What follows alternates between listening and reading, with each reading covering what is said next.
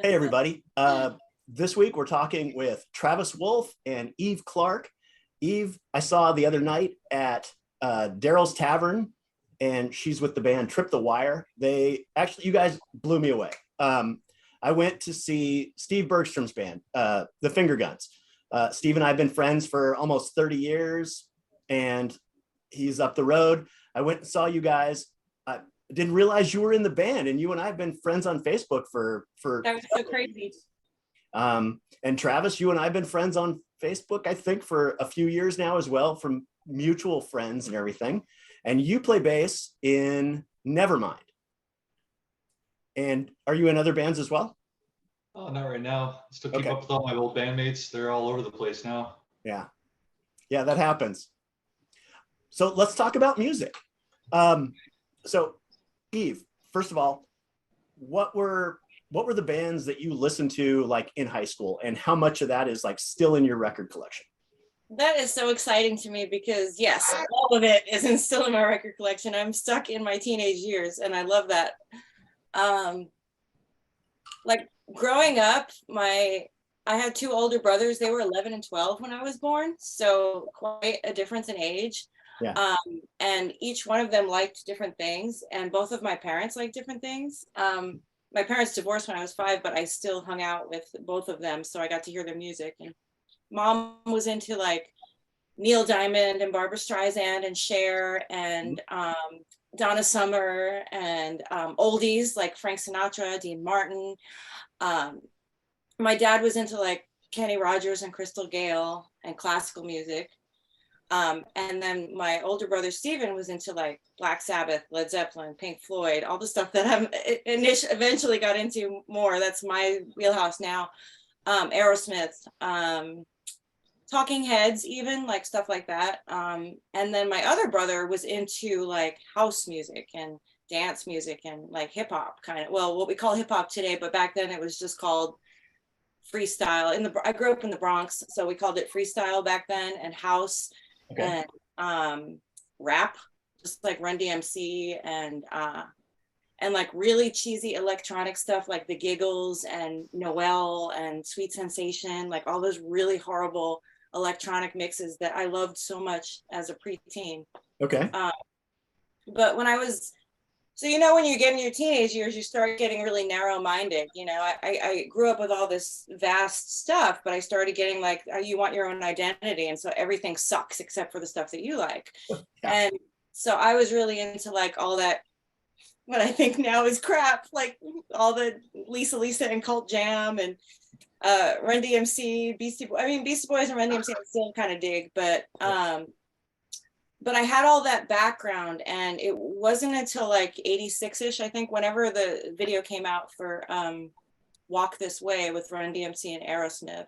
I had already heard Aerosmith, but I was just like, whatever, it's my brother's stuff, I probably liked it, but I saw that video and I was like, oh, Run DMC new video, blah, blah. And then I saw Aerosmith, and you guys know that video, I'm sure. Yeah, I remember that.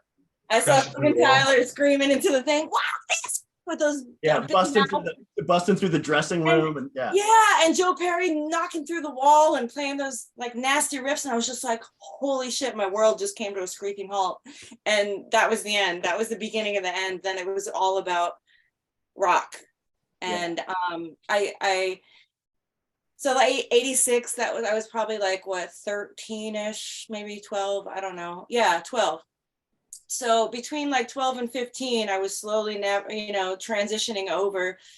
And of course, back then, again, the narrow-mindedness, right? Now I'm very vast and I accept everything. But back then it was like, okay, now this stuff sucks and only this is cool. And I started getting into Bon Jovi and Poison and Stryper and Queensryche and all the late 80s, Warrant, Motley Crue, late 80s, early 90s stuff. And bands like Bon Jovi and Poison, like as cheesy as that might sound, they were like the reasons I wanted to be in a rock and roll band. That's why I started playing guitar. That's why I wanted to be a musician in that vein. Ever since a teeny little kid, I always wanted to sing, and I sang like along with Donna Summer and I watched the Lawrence Welk show with my grandparents. I mean, it was always music, music, music. But when I finally found my identity, it was Bon Jovi and Poison that really kind of got me there. And Skid Row became the ultimate for me. Sebastian Bach is my number one, like, vocal idol, along with Steven Tyler. So yeah, that was it for me. And yes, they still are in my collection. And in fact, I'm in a cover band called The Cover Up, and we play all of that stuff, and people still eat it up. I mean, they go nuts. You break out 18 in Life, they're just like screaming like you're some rock star. It's funny, but I don't get it, but I love it. Yeah, that's exactly. I graduated in '86, so that was already, like, that stuff was in my record collection. I was a huge Van Halen fan, still am. And then, like, once I started playing guitar, I was just gravitating to bands that had good guitar players. So it was, it was Dokken, and I loved the Scorpion, and right. And like Ozzy was fantastic with Randy, but like I was exposed to Jake, Bark at the Moon, Ultimate Sin, like his right hand, his pick attack is just otherworldly, the way he plays. And Dan Tyson opened for them with Red Dragon Cartel, and that was an amazing show. Yes, I love those bands as well. Everything that you mentioned. Well, Dokken, I was kind of mad about. I didn't like Don Dokken, but I hate his voice. Always a huge Lynch fan. So yeah. What about you, Travis? What was the bands that like kicked you off as a rocker? Well, definitely when I was 10 years old, my mom took me to the Coliseum to see Cheap Trick and Heart. And I'd already been grown. I was like 10, so I had spent my entire life with MTV. I graduated in '99, so when I was like 3 years old, I remember switching channels and the Woodstock movie was on, and like I was just hooked on music from that point on. Yeah. But yeah, seeing the concert in person, seeing that these people were real, I'll never forget that. And then I've gotten to, work backstage with both of those bands and tell them that story. Like I wouldn't even be here if it wasn't for that performance, and to hear that mean a lot to people in both those bands, like that's really special. Because we're all that kid, like every one of us are that kid that discovered whatever we're into. So for, to have it come full circle, and for me to remind myself like that, like I wouldn't even have probably gotten an interest in doing it. I wouldn't have thought that it was something possible for, me or anybody I know to do if it wasn't for just simply seeing the icons do it. Yeah, absolutely. And it, like, I grew up in Central Washington, so there were no concerts. There were, I take that back. There was one concert at the community college. Remember the band Rail? Sounds familiar. They were a Seattle band. They had like a hit in like 81, 82, somewhere around there. And they were, wow, Seattle rock stars came to our little town, and they played the college. And that was a great show. And they were rock stars, they had a song on the radio. So they were amazing. And then I moved over here like days after graduating. I was over here, and my brother, who worked at American Music at the time, he's like, "What are you doing tonight?" I said, "Nothing. I'm still unpacking." He's like, We're going out." And he took me to the Kent roller rink for metal night. And it was a Tuesday night, and there was like 6 bands. And the second band that played was Alice in Chains, before they were Alice in Chains. And Lane Staley had white Levi's on, no shirt, with suspenders, and his hair was all teased up. And it was ridiculous. They were like a glam band. They were trying to be kind of Poison-esque. And it was terrible. Tommy McMullen from War Babies was playing with them that night. And I didn't realize it at the time, but he and I have chatted back and forth a few times, and he was on that bill, and he's like, "Yeah, it was exactly as bad as you remember it." And but like to see them go from that to what Alice in Chains became has been just completely amazing. It's like, if they can do it, anyone has that potential as long as they work hard. But as far as Lane Staley's voice, I mean, that was a voice of the gods as far as I'm concerned. So many bands start out like that, like with the, like from that time, because I guess they thought like that's what the people wanted, like Yeah. Queensryche started out like that with big hair and makeup and kind of down a little bit. Skid Row, even Guns N' Roses, like, they did that. They all did that for like a minute. And then they were like, yeah, no, let's be ourselves. Let's be authentic. And, I really appreciated bands like Skid Row and Guns N' Roses after bands like Poison, because it felt more, real and raw and, Yeah, I absolutely agree. That first Skid Row album, that is one of those albums where like every song is great. Yeah. And then the next album they got really heavy, but then there were also those really moody songs. I don't want to call them ballads because they were really heavy too. Power ballads. Huh? Power ballads. Yeah, like, but they weren't the cheesy power ballads like Warrant was playing. They were the substance. Yes, like really deep subject matter, and like they grew up a lot between those two albums. Yeah, absolutely. What was your first concert? Mine was Poison and Tesla, and in 1989. I was there. I was at in Nassau Coliseum in Long Island, New York. No, I saw him at the Tacoma Dome. Gotcha. Yeah, same tour, I'm sure.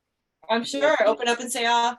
Yeah, and then I saw the first time I saw Tesla, they were opening for Def Leppard, and that was a fantastic show. That was amazing. That was right after, it was the second go round with Hysteria. Mm-hmm. The first one, like the first part of the tour didn't do well because they hadn't started accumulating hits from the album yet. So it was really poorly attended. But then when they came back around, they were selling out everywhere. And I was at the second phase in the Tacoma Dome, and it was packed. It was just absolutely like, you couldn't have squeezed another person in there with a shoehorn. So what was your best concert, or what was your favorite concert so far? How about you, Travis? Oh man. Well, I remember when I was like 15, that's when I saw Elton John, I saw the Stones, I saw Paige Plant, like all that in that same year, they all came through. My mom took me, and it was just mind blowing because growing up, the record collections that my parents left behind were a lot of bands that weren't around anymore, Mm-hmm. Like by the time I was listening to the Beatles, like John Lennon was dead and just stuff like that. So to have Paige and Plant come around, and Elton John even, I thought I would never in a million years get to see bands like that. I got to see Bob Seger the next year, and it just keeps going on. But when I was 21, I was like, oh, okay, if we haven't made it by 21, that was the mindset everybody had.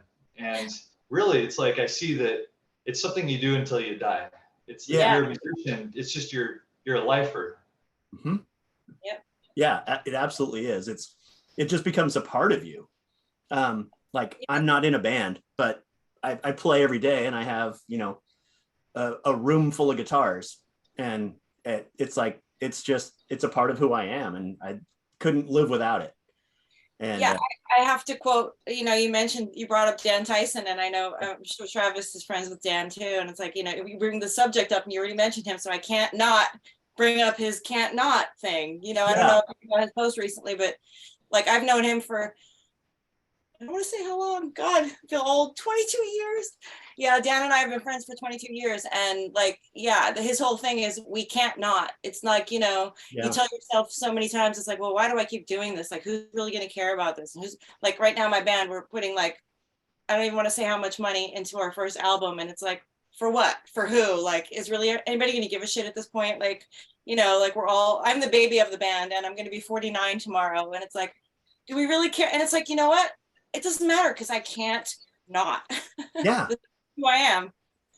But it's also it's inspiring, and it's like such an important aspect to show that it's like somebody said rock and roll is not a haircut. And it's not a haircut. It's also part of it becomes an identity. There's a lot of there's a lot of great rockers that are still going, that have not slowed down at all. And there's still new ones that are coming out every day, kind of maybe not in our age group, but are kind of getting some visibility at a later age, which is fantastic. And I am all for it. I mean, there's room for everybody as far as I'm concerned. And definitely, it's not the day and age anymore where you have to be like, if you don't make it by your 21 or 23, where it's about the video and the beautiful people. It's kind of not like that anymore, which is great. Yeah, absolutely that. Yeah, it's like I've got a face for radio. So, I mean, I'm not a face person. I'm not going to be in a band for anytime soon. The idea of putting a band together and playing, going on at midnight on a Tuesday night to play for 4 people and then get up at 6 a.m. and go to work. It's like, that's a tough get. I still can't say no to any gig. It's my bandmates that come up with those reasons. But over the course of my life, like I'm ready to go anytime, because and see, that's why you're where you're at and I'm sitting in my bedroom. To your credit, like that has become such an important part. I mean, I can play and I can record and I can do whatever and I can have friends over and jam, and that's awesome, and that's enough for me. But for the people that need to do it and it has to be like, it's a part of your soul. I have so much admiration for that. And yeah, I mean, I'm looking forward to seeing you guys play. I'm absolutely going to be checking you guys out. Yeah, it's hard. It's, you have to work, you have to put in your dues, you have to work up to a certain point. And then if you switch projects, it's almost like starting all over again sometimes. So it's like I said, I've been doing this for 22 years and I already put in my Tuesday nights and all that. Like I hadn't played a weeknight in 17 years until recently, because Trip the Wire is a fairly new band. And it's like, here we go again. Yeah, we all have fans from other bands and things, but it's still, if you want to play a different location, like all of these years I've been playing a lot of like Snohomish County and just a little bit of Seattle, but not a whole lot. I get the occasional gigs with other bands, like piggybacking with them, they're taking me under their wing. But now, in order to make a name for ourselves, we have to play like on a Sunday night or on a Thursday night. And, but I'm with Travis. It's like, I'm the one that's always like, yep. Like, I'm always the yes person. Like, I don't care. Like, let's do it. It doesn't matter to me. It's what I want. So. Yeah. Who you guys, like I had Tom Smith on last week, and that guy is amazing. He says he's been to like 200 shows a year. And he's like, he didn't want to talk about so much about like all of the national acts that he's been to see. And he's been like, there's quite a few. He wanted to spend time talking about all of the local bands and giving them like the attention that they deserve, and singing the praises of you guys especially, and just like encouraging everyone to go see a show, go see a show, especially if it's somebody that fantastic, support them, but just see what's playing and go see a band. It may be somebody that you've never heard of that may just become your new favorite, like I said, I went to Daryl's to see the Finger Guns. I went to see Steve and hang out and have a beer. And you guys blew the roof off the place.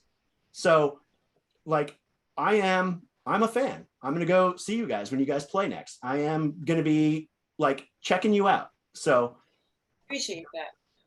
Absolutely. And I am like a music fan, my record collection growing up, I stole a lot of records from like my mom. She had Elton John, and she had like I will. I did take Carole King, Tapestry, and Jim Croce. You Love know, Carole. but love Carole King and the singer-songwriter stuff. You know, it's not all rock. I mean, I love Elvis Costello. I love Elton John. I love, you know, even Billy Joel stuff. And I growing up was Kiss and Styx were the big bands for me. And then I kind of grew out of Styx fairly quickly. But Kiss was always big. And then Van Halen and Aerosmith came along for me. And then it was just like, oh no, hard rock is going to be it. Yeah, this is definitely where I'm feeling it. And oh yeah, Aerosmith, Toys in the Attic, and Kansas. Yeah, right. Pump, all those albums. All of them. Yeah, I saw them on Permanent Vacation. That was amazing. Steven Tyler at the time, I mean, he was what, 50 years old, and the amount of energy that he put out, he was riding the mic stand like a horse, galloping around the stage and up the scaffolding and down the other side, singing at the top of his lungs. And I'm like, I can't do that. I'm 20 years old. I can't keep up with him. It was amazing.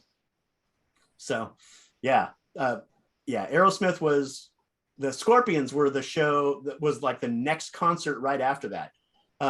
As soon as I moved over here, I was at like every good rock concert that came through. And I think there was probably 20 that first year. I mean, it was Def Leppard and Aerosmith and the Scorpions. And I did see Poison and Tesla. I saw Winger and Mr. Big together. I saw that too. At the Paramount. That was cool. I saw Spinal Tap when they came through.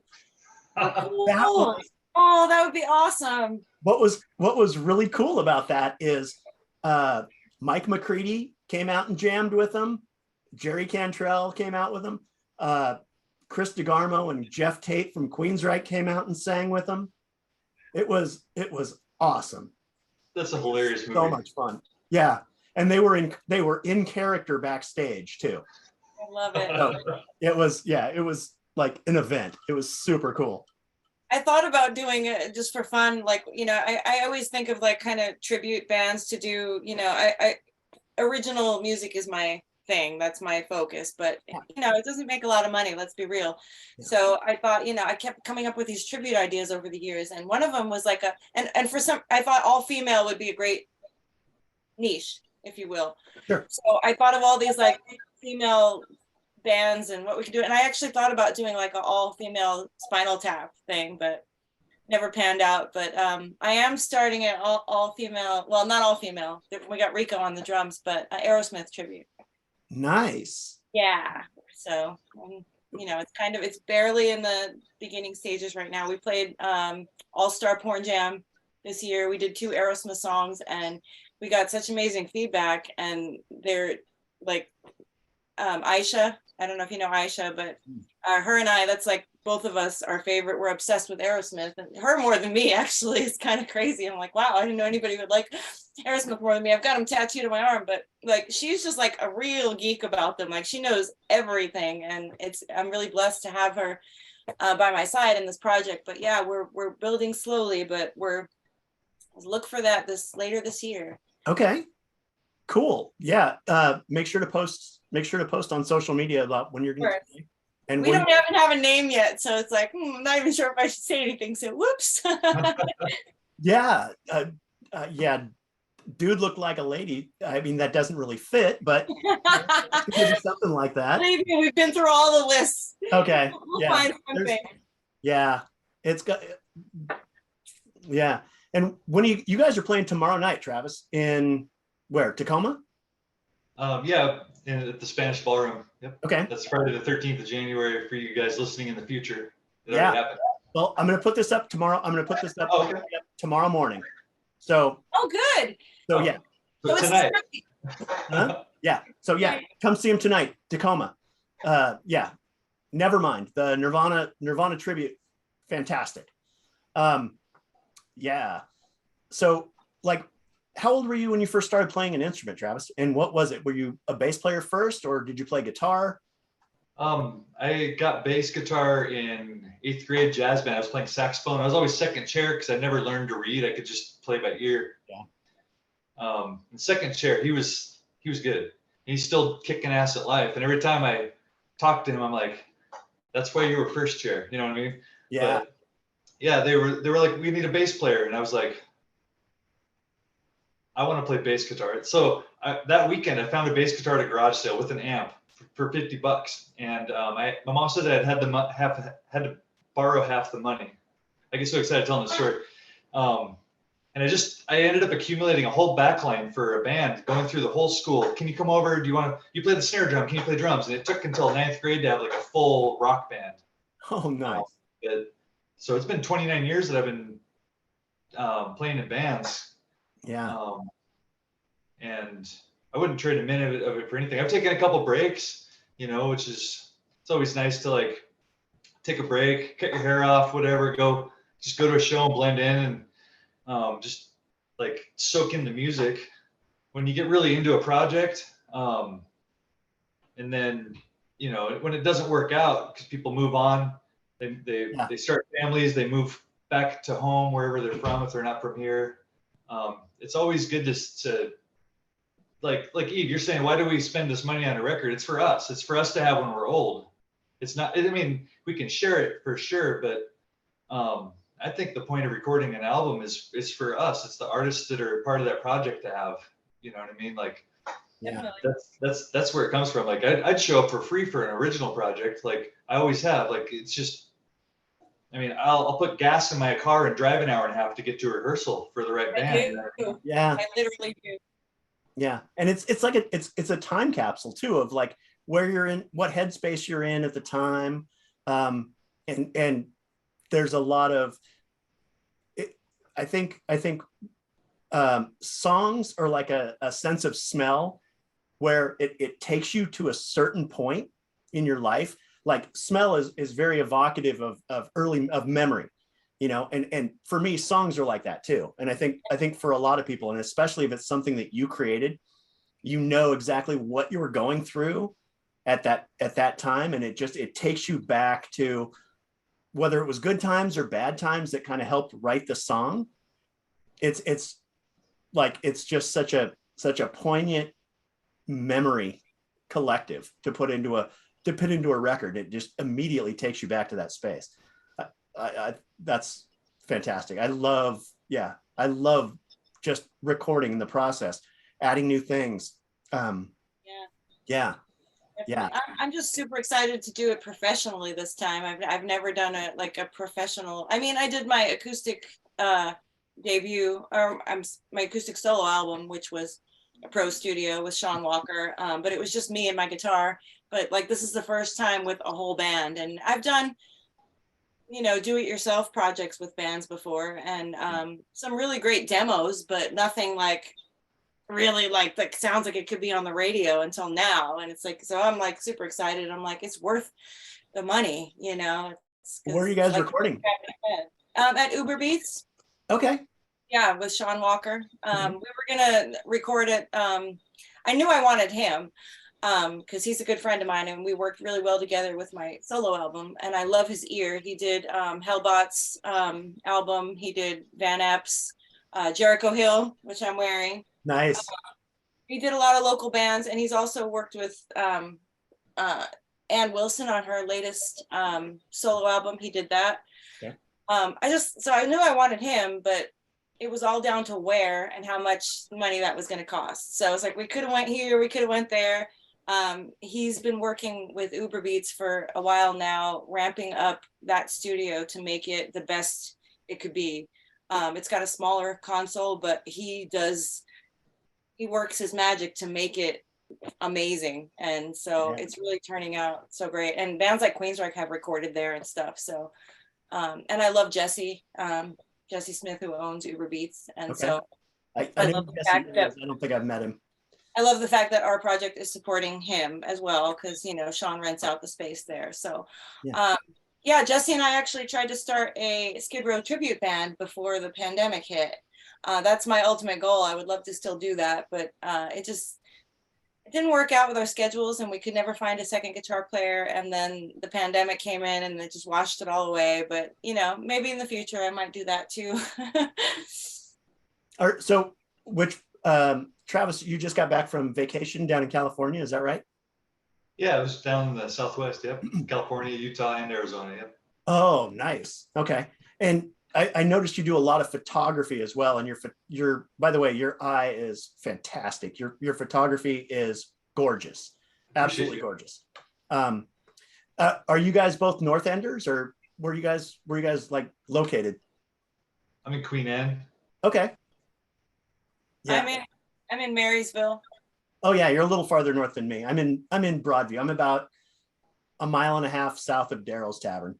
I don't know if you know, but Travis and his girlfriend actually, they travel the country like pretty much most of the time, right, Travis? Like doing, like, she's a model and a photographer as well, and he does a little bit of modeling too. And not only is he an amazing photographer, but videographer. Holy cow, like brilliant. I love your stuff, Travis. I really admire the two of you. Yeah, I love your photography, man. You guys are fantastic. Absolutely gorgeous stuff. That means a lot from both of you. Thank you. Oh, you bet. I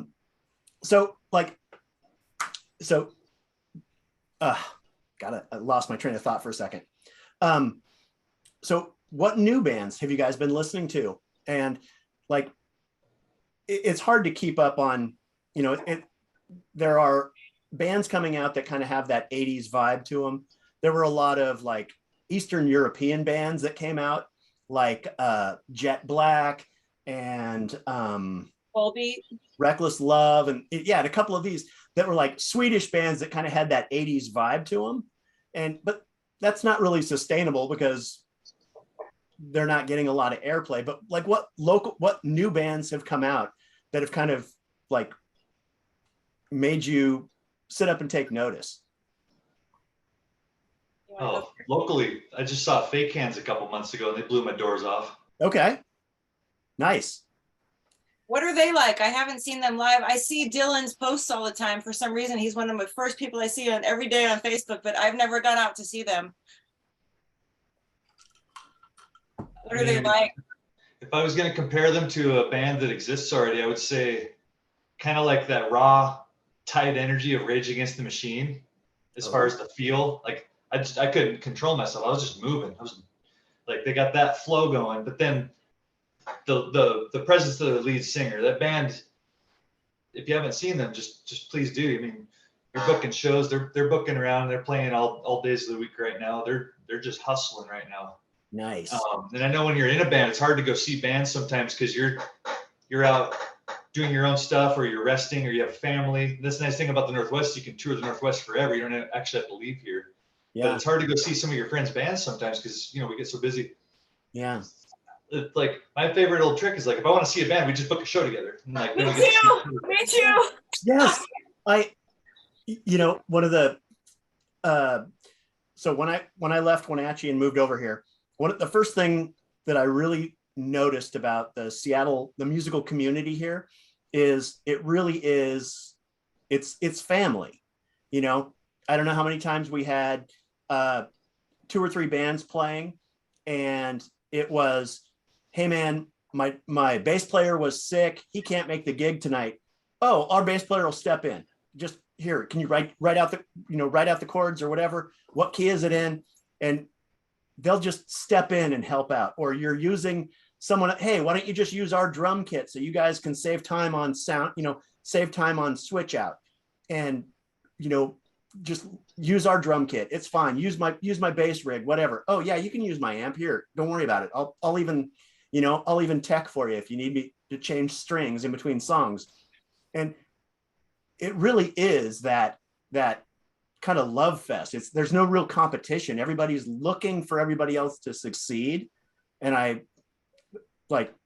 it makes everything feel like family, Yeah, and it's really common to backline a show like that, especially when you've got like more than 2 or 3 bands, and you want the night to go smoothly. It just makes more sense to use the same drum kit. But yeah, you think about that and you're like, wow, do I really want somebody bashing on my stuff? But so that really means a lot when somebody's like, yeah, you can play my gear, it's kind of surprising to me, because yeah, like I wouldn't mind somebody playing through like my rig, but that's different than a drum kit. Like, I'm like, really? You let that guy play your drums? Like, I don't know. But so, yeah. Just picking up on what you were asking earlier, like one of my favorite local newer bands, and I love that Travis said that's his trick. It's my trick too, because I don't get to go out a lot because I gig a lot. So when I have a Friday, Saturday night off, it's like, oh yes, Netflix and chill. But so I've been trying to get bands that I like to play with me. Shutter Speed is one of a local band that is comprised of members of like Jericho Hills band and Stoic FB. Like they're kind of a combination of people, and they're phenomenal. I love their style. They're very different. Their stage presence, their music, everything. And I've already played with them, but I've been trying to get Always Naked I've been trying to play with them because I love them as well, and I can't wait to see them again, but I never get a chance, so I keep bugging Willie like, hey, let's play a show together, but the dates never line up. So Yeah, that's yeah, I've seen lately, I wanted to see I think it's Planets in the Ocean. It's Rob Benson's new band, and he and Guan from Stereo Embers started a new band. And Rob's like, he's probably one of my favorite singers locally. Stereo Embers were fantastic. I wish they would have stuck it out for longer. Tim DiGiulio is playing with Danny Newcomb now, I think. And he is probably one of the, I don't know, he and Danny Newcomb and Jeff Fielder played a show. It was for Danny's band, and Jeff Fielder was actually playing drums. And Jeff Fielder is like a nationally touring guitar player. He was playing with Tedeschi Trucks, and he's touring with Nancy Wilson right now. So he's sitting back behind the kit playing drums while Tim DiGiulio and Danny Newcomb were playing guitar, and I thought that was hilarious. that's cool. Yeah, and that kind of thing. Like they're clearly good friends. They've been friends for years and years. I saw Tim play with Blue Spark, Garth Reeves' band from Goodness, and he used to play with Kim Virant's band as well. And he's been around for a long time, and just amazing guitar player as well. Travis, who have you guys played with lately, or who are you looking to play with next? Right now we're just kind of working behind the scenes, coming up with a way to like we can't seem to close the deal on booking shows, even though like we start the conversations. So we're bringing in a friend of ours to help us book. Okay. I've been in a lot of bands, but like this is the only band I've been in where like out of the three of us, we don't have like somebody that can sell the show. Oh, okay. Because and that's okay. Then there's only three of us. So usually if there's four people in the band, one person's really good at that. But we played with Josh Kane in the fall, and his band was amazing. And I used to play in a band with Dylan, his drummer, so that was really special. But I don't know what to say, because we haven't been planning anything, so I don't know. Okay. The future, other than we're just trying to get shows booked. Yeah. I know what that's like though, and I hear what you're saying, where there's like one person is usually the one, because usually when you get a band together, and I tend to notice that different personalities gravitate towards different instruments. So it's like, sometimes you have a drummer or a bass player personality, and you have a singer and a guitar player personality, and with these kind of bands, you can't afford to hire somebody to be your manager. So somebody ultimately becomes the manager, Yeah.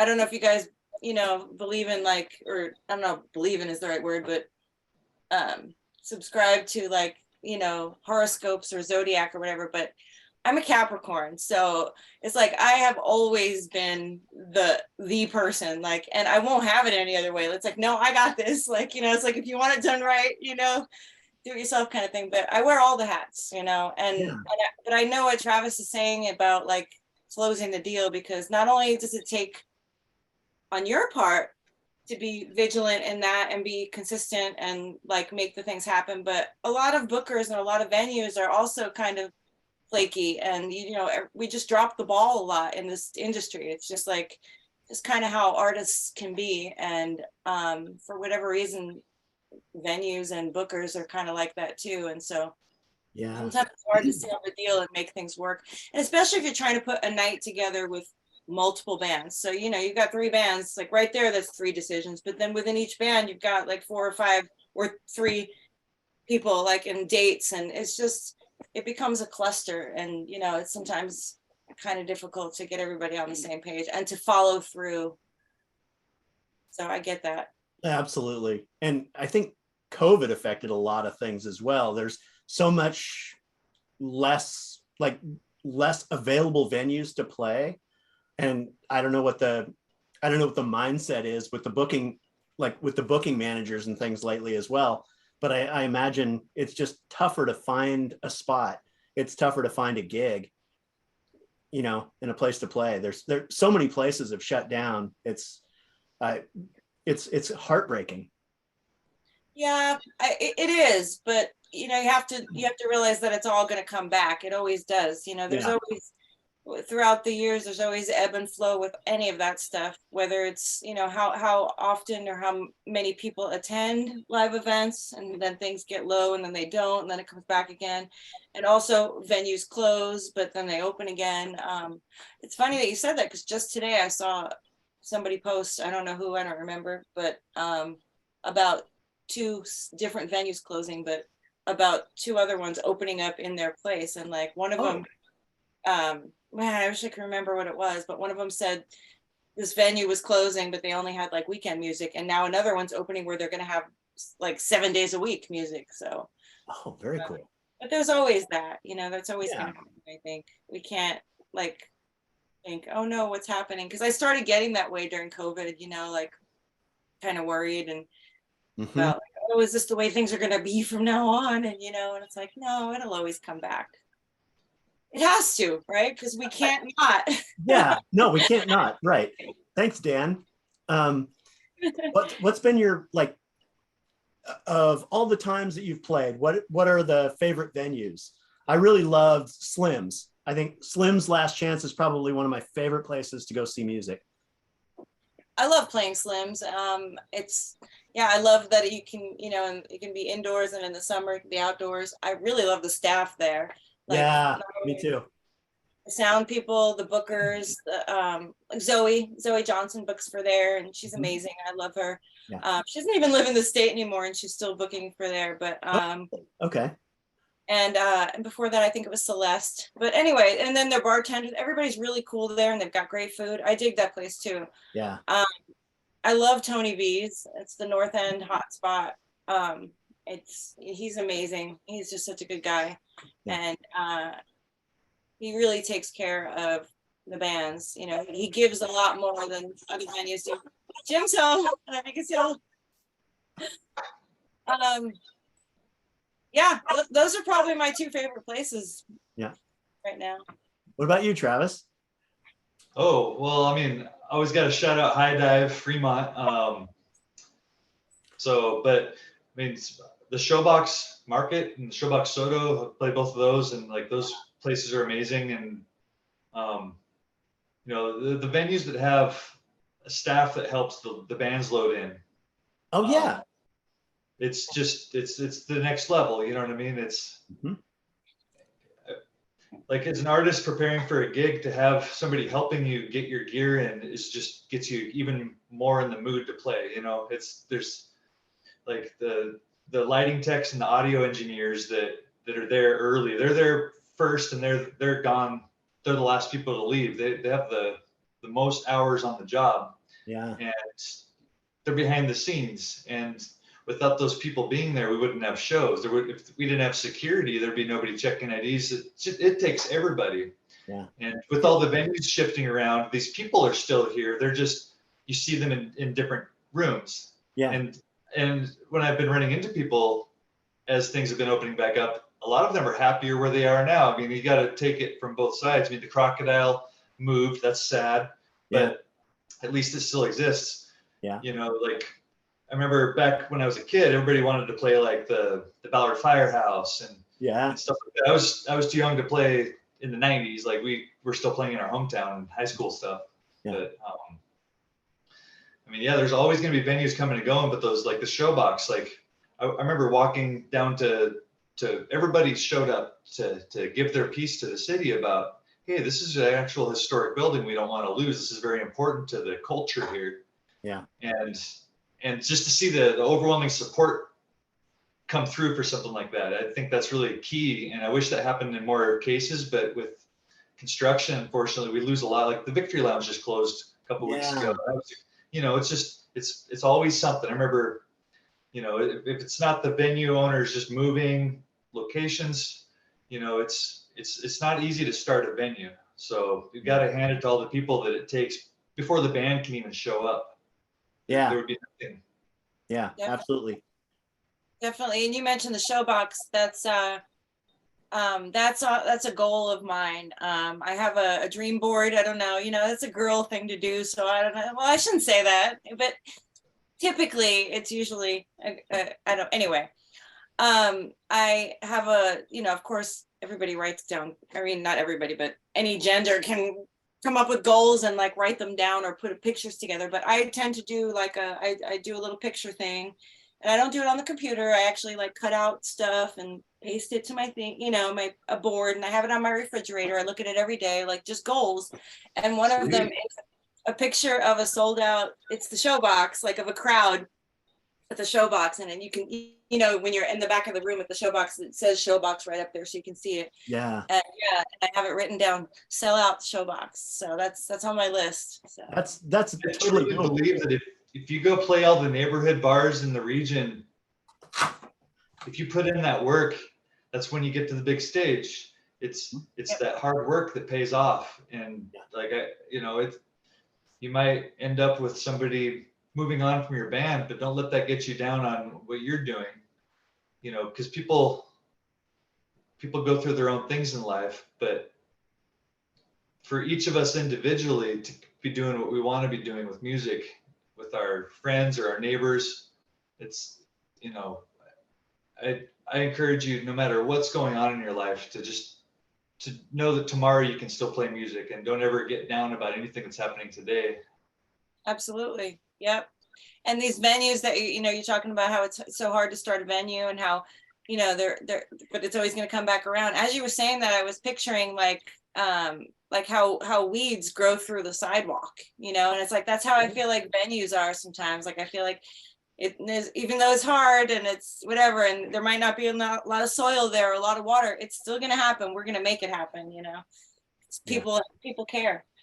Part of me wishes that it was that the underground would have taken off during the pandemic. That was my daydream. I was like, oh, I hope the underground takes off. House shows, underpass shows, just wherever, anywhere you can get people out of the rain, basically. Yeah. Yep. Yeah. I was disappointed that, like, what is it, Studio 7 went away. Yeah. But I think the Showbox Soto is going to kind of fill that gap. I think that's going to be the replacement for it. You know, there have been good venues that have gone away, and then you're right, there's been new venues that have popped up in its place that are just as good to fill that. Like I remember when the High Dive was terrible because the soundboard was in the wrong place, and the sound guy couldn't really hear the room very well, and they relocated and they kind of moved things around, and now it's a great place. You know, the wait staff is just that right level of kind of snarky and like no bullshit, just like Slims. Like yes, I thought of Slims when you said that. The wait staff at Slims is, I absolutely love them for that level of, we don't take any of your shit. Yep. And you know, I worked restaurants for a decade, so I don't ask for anything special. I'm, you know, completely accommodating. If things take a while, it's like, hey, no worries, I know you guys are busy. I over tip, all of that. And you know, it's like and I tell them, I said, just, get back to me when you can. I know you're busy. You got other tables, do what you need to do. And it's like that appreciation pays off 1,000-fold. You can always spot the people that have never worked restaurants before. Oh yeah. But yeah, I have a love for the wait staff at both, like any place where they'll tell you what it is. Here's how it is, and if you don't like it, hit the road. Mm-hmm. The places that try to be too nice, they're headed for a nervous breakdown. Yeah.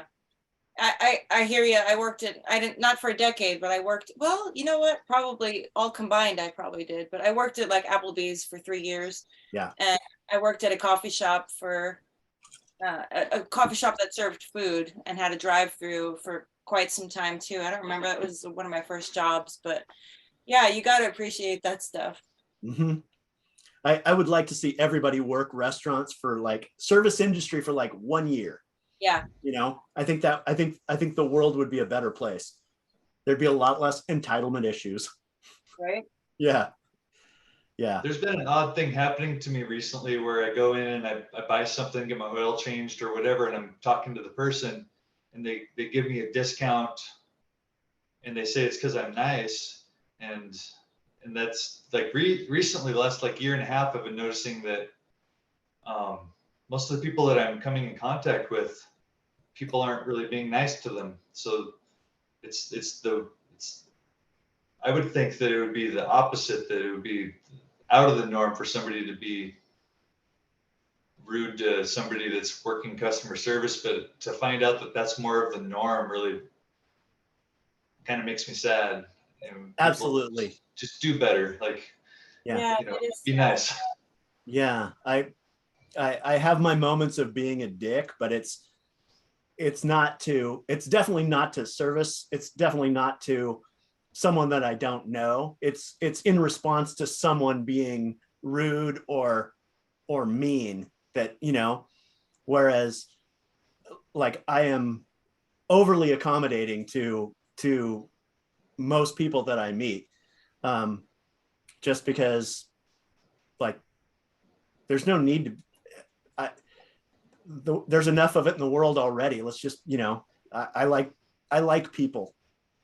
And yeah, I don't understand that, because yeah, I remember when I worked at Applebee's, like part of the reason like I wanted to quit was because I had like some customers that were kind of mean or like rude, or like, they'd be demanding and unrealistic expectations. But like Travis was saying, like it was just a handful, and so it made it fine because all the rest were worth it. But that is sad that it's kind of changing around, because like there'll be some days where I'm feeling like really down and depressed, and I'll be heading out somewhere and I'll swing in a coffee stand for coffee, and like the barista will literally change my mood around by being nice. And like that's so important to have that little conversation with somebody, even if it's a coffee shop I've never been to and I don't even know her. Just the fact that she's like, oh, how you doing today? And I'm like, oh, it's been a morning, how about you? And you just have that little 3-minute exchange, and it's just, I leave there and I feel better. Like that's what it should be like everywhere. I wish it was. Absolutely. I work in Fremont. I work about a block away from the High Dive. And there's a coffee stand right across the street. And I go over there a couple days a week, and they're absolutely wonderful. They're always friendly. They're always charming and outgoing and asking questions and, asking about your day and asking, how everything's going with you, and kind of pulling a conversation out of you. And you always, while you're waiting for your coffee, you're just like, that's why I keep coming back to this place, Yeah, absolutely. And some bar owners are like that too, like wait staff. Some of the places are absolutely like that. And like, even if it feels, contrived, or, it feels a little fake, like if they're like, like the kind of like it's part of their job, still it sometimes it turns into more. sometimes you have to fake it until you make it kind of thing, you know? And it's like, if Yeah. you just, you know, because like, you think about it, they got how many people that come through there a day and they've got to be like, hey, how are you doing today? And like, they have to be like that no matter what's just happened.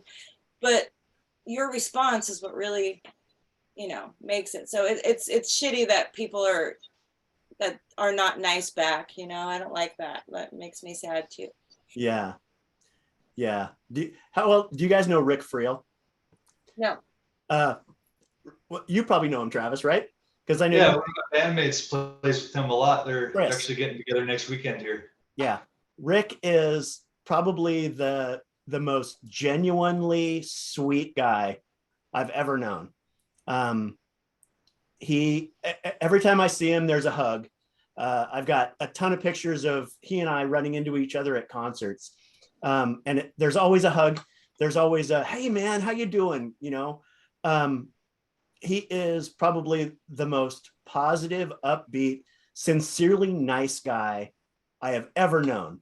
And at first, I think Mike Squires mentioned this, and he said, at first it was kind of off-putting, like I didn't know if he was for real or not, but he's a very genuinely sweet guy. I absolutely love Rick. He is like one of my favorite people in the world, and he always has a smile for everybody. He's always positive. He always has nice things to say about everyone, you know, just absolutely love the guy. And that's, I wish more people were like him. Sweet. Yeah. You should tag him when you post this so he knows that. I'm sure I will. Yeah, I'm sure I will. Because yeah, I also want to make sure to include links for both your bands, as well as like some of the bands that we talked about. Drop a link to them, so that people can check them out as well. So, because I mean, the whole purpose of this is to give people a chance to check out new music, to hear what you guys have to say, and you know, and turn people on to not only your music, but the stuff that you appreciate and the stuff that you like to listen to, you know, sharing new music and sharing like where you're coming from and what you're into. That's the whole idea behind this, was the idea of friends getting together and talking about music and seeing where the conversation goes, you know? Definitely. So it's cool. I'm glad you had Tom Smith on last week. He is awesome. Yeah. That's cool. Yeah. In fact, I met him at the Daryl's show. He was there to see Eve, and Steve Bergstrom told me, he's like, you have to talk to this guy. And I chatted with him for a few minutes and kind of got a little backstory. And, you know, he's like, yeah, I go to shows, a couple hundred shows a year. And it just became his mission. And he had so many great stories and so many great things to say. He was a huge champion of a lot of local bands, and just like such a positive guy. And like everything he had to say was as a huge music fan, and as just like a sincere guy who wanted to see you guys succeed, you know? Yeah. And like, yeah, I absolutely want to talk to him. I want to give him a forum to kind of get that out into the world. And the more people that will go see live shows, the more people that will go check out a band, whether they know who they are or not. Just walk into a bar. If it's a band that has live music, go check them out. You know, they may become your favorite band. You know, so. Yeah, he's a sweetheart, and I love that he's a proponent of all that. I've known him for probably like 10 or 12 years. And, yeah. You know, followed me in all the different bands, and he's always makes a point to tell everybody, oh, how much he enjoyed the show, and oh, you're so wonderful, and oh, you know, and all the hugs, and like he said on the interview, how he's always up front. He doesn't care if he's the first one. Yeah. I'm that person too. I am right up at the front of the stage, like right away. I know the sound isn't as good up there. I don't care. I want to be in it. I want to be right there. I want to show the band that I'm here, you know? Yeah. So I'm always right there with him whenever I'm at a show that he's at. That's cool. One of the next shows I'm going to try and schedule is I'm going to get Steve Bergstrom, I'm going to get Dan, and I'm going to get Jay together. Nice. The three of those together they're all comedians. Cool. And I mean, I probably won't even talk. I might just put myself on mute and just let them up. Say if you're going to interview Jay, you might just want to do Jay by himself because you're going to have enough right there. Let me tell you. I love Jay. He's I'll definitely be tuning in for funniest that. human beings. Yeah, and Yeah. Dan too. You know, Yes. I actually met Dan. I actually met Dan when we worked together at Microsoft, and we were there was a user group for guitarists, and there was Cliff Garrett and Paul Bonrud and Dan Conley and Rob Svilpa and Dan, and we were all posting like kind of snarky, smart ass comments about things, and we got to be friends because we have that same kind of twisted sense of humor. And Dan and I got to be buddies, and he's one of my favorite people in the world. Absolutely love the guy. Yeah, him and Jay and my buddy Tony Abreu. I invited the three of them over to my place, and me and them and my husband and my friend Jeff had a geek out guitar night like a while back. It was pretty awesome. But yeah, I started doing this thing which I hadn't continued. It was before COVID. Anyway, long story short, it's this thing I wanted to do is sit down and talk about specific famous guitar players and like really break it down. I started with Eddie Van Halen, so I had Jay was the first and only person I interviewed. I had to come over and we sat for an hour or two and just talked about a bunch of Van Halen stuff. And yeah, he is super knowledgeable, very articulate, very well read and well thought out. So he's a good interview on his own. And Dan too, like, yeah, really. But I'm looking forward to that one. Nice. Okay. Well, I also like on one of your next shows, I'm probably going to try and bring you a couple of guitars because these are some of the ones that I've made. So I would love to put a guitar in your hands and have you try one out. Nice. Right on. So I know you play your Les Paul. Is that generally the body shape that you're looking at? Yeah, I have I got one of each right here right now. Well, not of each. I don't have a Tele yet. I'm looking at that next, but I've got an ESP Strat. I've got a ESP LTD Viper, which is kind of looking like a nice. Kind of looks like a SG, but it's like a fake SG. It's a little slant. Got my Taylor acoustic. But yeah, my Les Paul Petunia, that's her name. That's my favorite guitar. Love it. Tony and I gutted that guitar and put in we put in the Slash pickups and we put in like 500K pots and wired it kind of like a vintage 50s style wiring. Okay. With like paper and oil capacitors and like the whole deal. I mean, we really souped her up. And so like, it's hard for me to play anything else because when I compare, I just plug that in. It's just like, holy crap. So yeah, I absolutely agree. The paper, make sure the paper and oil pots, make sure you're gonna have to rotate them out because they'll start to leak after a couple of years. And you'll want to replace those. But yeah, I have a 97 standard and it's a solid top. So it's not the book matched. It's just a single top. Beautiful. I got that new. And then the Telecaster, this was actually I made this, it's a pine body and it was made out of my grandfather's shed. Oh, wow. So that's cool. So there was a windstorm. He had this 100-year-old tree and his shed was right next to it. And there was a windstorm and it knocked the tree over and the roots went out so far that it picked up the shed and threw it into a ditch and just destroyed it. So there was just this pile of destroyed shed that had been sitting in the ditch for like 15 years. And as I was getting ready to leave town, I went back and I was kind of rooting through it. And it was all just 100-year-old pine boards. So I took a couple of them with me.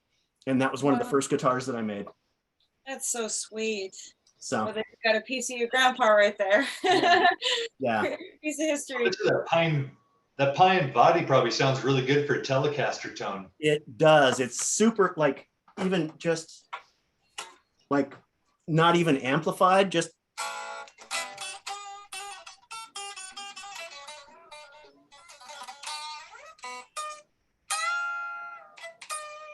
it's got a lot of volume for it because it's just the wood is so dry and it's really light and spanky.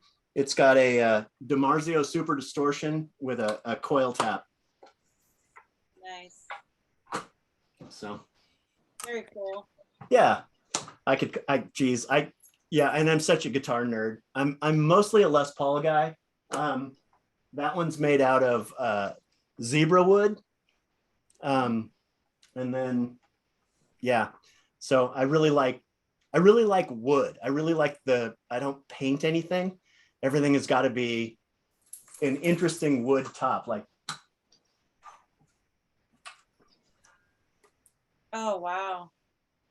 So, and I do a really exaggerated, like the really exaggerated arch top. So it's got a lot of curve to it. Yeah.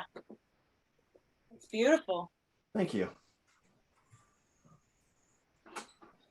Yeah, right now I'm kind of obsessed with a telly, not because I don't have that shape, and to be honest with you, I never thought they were that pretty. Like I'm like, as far as like aesthetics, like I'm like, yeah, I don't like that look. Mm-hmm. But and like tone wise, I don't know, I was never into it. And a lot of the musicians that I see play them, normally it's a different kind of style that I like. But twice now, I have been at a show, a Trip the Wire show with another band. And I have literally been doing something else. It's drastic down. I'm going to say it right now. Like at Daryl's, you saw them that night. Yeah. That's the second or third show we played with them. And Enrico is a fantastic guitar player, one of the best in the local scene. Mm-hmm. And in my opinion anyway, that I've seen. And both times I've recently played with them, of course I love his guitars and I love his tone and I watch him play, but both times I had literally been doing something else, sitting. I think I was talking to Tom that night. We're sitting there, me and Tom are talking. Enrico's playing his Les Paul, blah, blah, blah, blah. Great song, and pay attention to them, but Tom's here. I haven't seen him in a while. I'm talking to Tom. We go to the next song, and all of a sudden he starts playing, and literally my head like whips around because I'm like, what is that? And the same thing happened the last time we played with them at Slim's, and he was playing that Fender American Texas Special. Yep. That's got the Texas Special. And I was like, dude, is that the same guitar you play? He's like, yeah, it's the same one. It's those Texas Specials. I told you.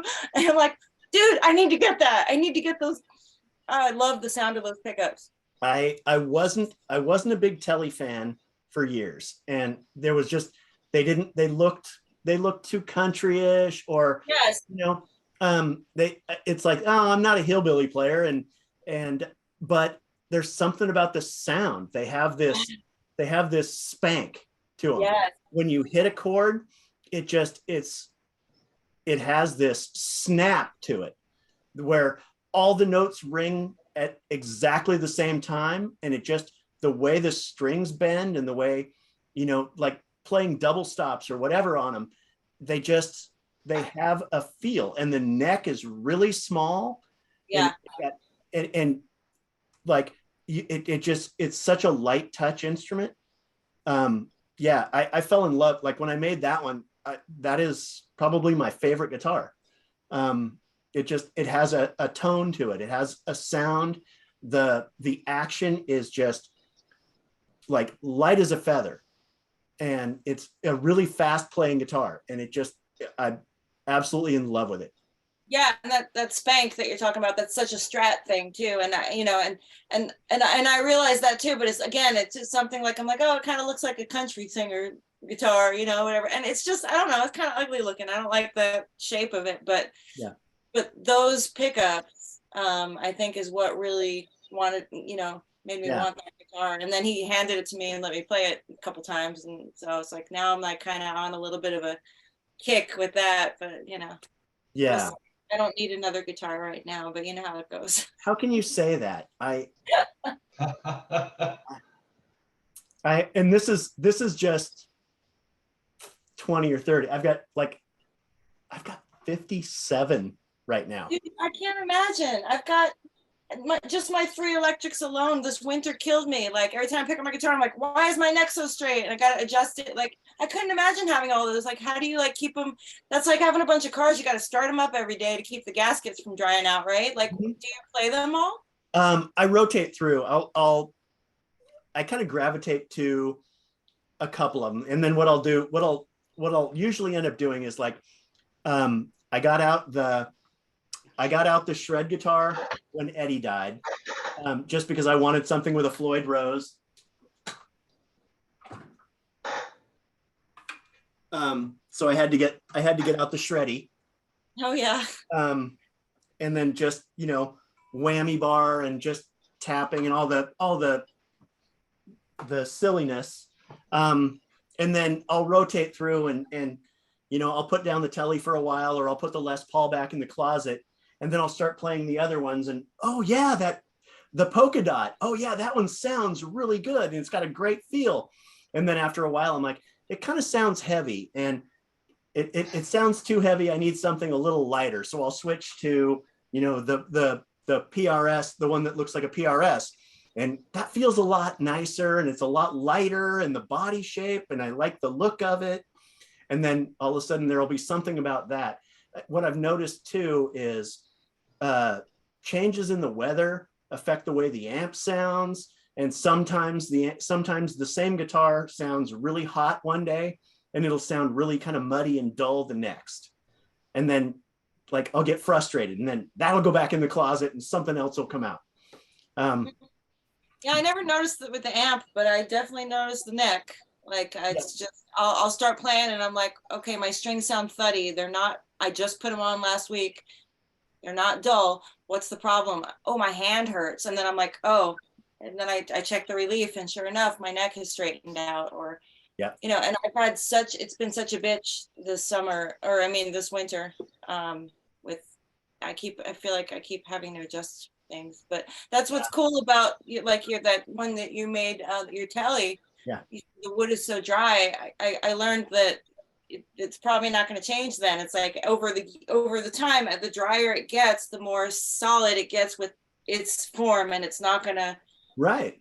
Here is what causes the variation. And the moisture content. Yep.